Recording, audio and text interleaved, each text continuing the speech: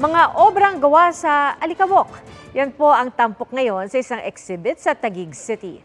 Ayon sa artist na si JC Vargas, indoor and outdoor dust and soot mula sa mga building filter at car exhaust ang ginamit para iguhit ang mga batang nahaharap sa panganib ng polusyon sa lansangan.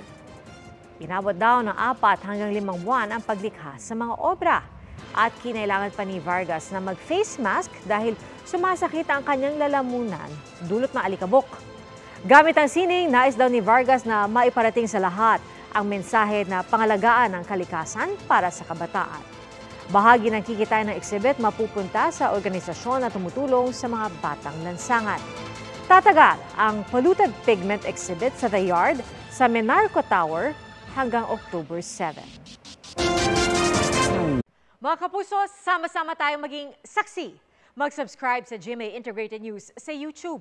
Para sa mga kapuso abroad, samahan niyo kami sa GMA Pinoy TV at sa www.gmanews.tv.